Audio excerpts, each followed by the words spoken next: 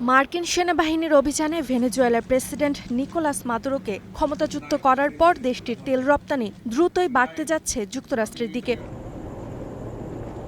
দীর্ঘদিনের নিষেধাজ্ঞা ও রাজনৈতিক টানাপোড়েনের মাঝেই যুক্তরাষ্ট্রে $200 কোটি অপরিশোধিত তেল রপ্তানিতে সমঝোতার কথা ঘোষণা করেছেন মার্কিন প্রেসিডেন্ট ডোনাল্ড ট্রাম্প।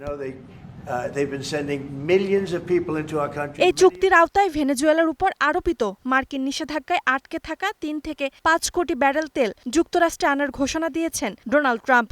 যুক্তরাষ্ট্রে আসার পর আন্তর্জাতিক বাজারে প্রচলিত দাম অনুযায়ী এই তেল বিক্রি করা হবে। বাজার দরে বিক্রি হওয়া এই তেলের অর্থ যুক্তরাষ্ট্র ও ভেনেজুয়েলার জনগণের স্বার্থে ব্যবহার করা হবে বলে জানান তিনি। বিশ্লেষকদের মতে এই সমঝোতার ফলে চীনে ভেনেজুয়েলার তেল সরবরাহ কমে যাবে। কিন্তু গত এক দশকে যুক্তরাষ্ট্র নিষেধাজ্ঞা আরোপের পরই চীনই ছিল ভেনেজুয়েলার প্রধান তেল ক্রেতা।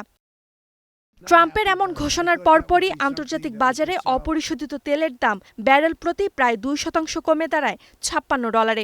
তবে বিশ্লেষকরা বলছেন এই পরিমাণ তেল যুক্তরাষ্ট্রের দৈনিক চাহিদার তুলনায় কম হওয়ায় পেট্রোলের দামে বড় ধরনের পরিবর্তন আসার সম্ভাবনা কম।